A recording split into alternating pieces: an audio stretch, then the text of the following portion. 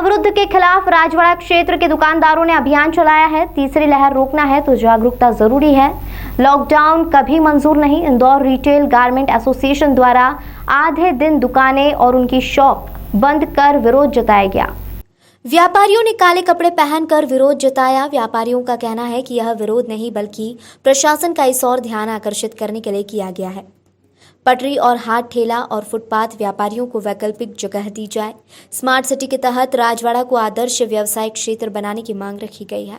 20 दिनों से नगर निगम द्वारा मुनादी की जा रही थी। कई बार ज्ञापन के माध्यम से अवगत कराने के बाद भी यहां पर उचित कार्रवाई नहीं हुई। वहीं व्यापारियों का कहना है कि जिस तरह सराफा और 56 दुकान को आदर्श व्यवसायिक क्षेत्र बनाया गया है, उसी तरह राजवाड़े को भी सौंदर्यीकरण किया जाए ताकि यहाँ का यातायात दबाव कम हो और प्रभावित भी न हो। न हमारा कोई विरोध है, न हम किसी आंदोलन के भागीदार हैं।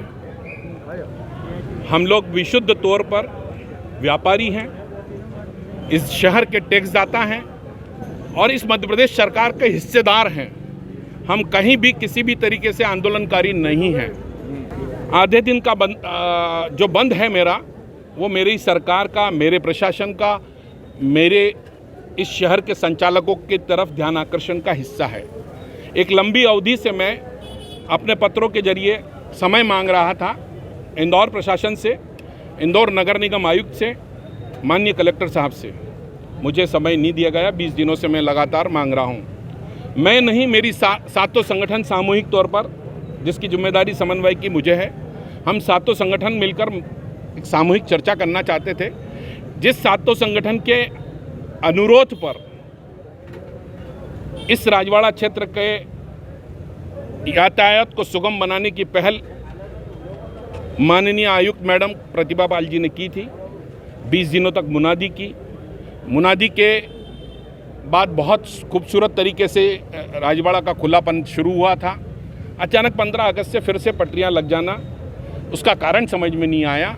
उस कारण लात नहीं मारते। हमारा आज भी कहना है, वो भी हमारे अपने हैं, उनका पेट पले, ये हमारा भी उद्देश्य है, लेकिन एक व्यवस्थित तरीके से उनको हकस झोन देने की बात करना चाहिए। इस शहर से मेरे साथ ये लोग खड़े हैं, 135 दुकानें जिनकी हटी हैं वो साथ में हैं। इस पूरे बाज़ार में 135 दुकानें स्मार्ट सिटी ने हटाई थी, स्मार्ट सिटी प्रोजेक्ट में। स्वाभाविक बात है कि वो हटाई इसलिए थी कि सड़क चौड़ी होना चाहिए। सड़क जब चौड़ी होने की बात आई तो फिर पटरियाँ लगाकर सड़क को छोटा कर दिया गया, जहां आवागमन भीड़ भाड़ बहुत ज़्यादा हो जाती है। ऐसी स्थिति में हमारा को लगता है कि कोरोना के शुरू की है, लेकिन अवरोधक स्थिति को कोई भी बर्दाश्त नहीं करेगा। इंदौर प्रशासन से सिर्फ और सिर्फ एक मांग है कि इंदौर के राजवाड़ों को आदर्श व्यावसायिक क्षेत्र बनाना है। इसके अलावा कोई मांग नहीं है, कोई विरोध नहीं है। हम सब शासन के हिस्सेदार हैं।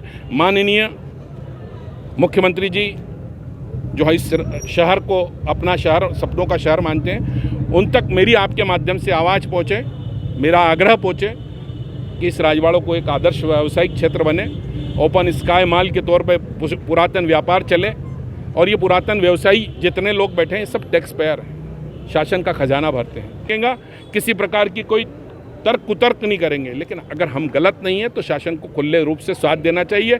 इंदौर के 450 प्रबुद्ध नागरिकों को हमने पत्र लिखा और उनका जवाब हमारे पास बहुत सकारात्मक आया। मुझे नहीं लगता कि ये नहीं सुनते, ये नहीं सुनना हमारी कल्पना है। मुझे मालूम है कि जब मेरी बात पहले सुनी गई थी, 20 दिन पहले सुनी गई थी, तो आज भी सुनी जाएगी, क्योंकि मैं उसी शासन का हिस्सेदार हूँ।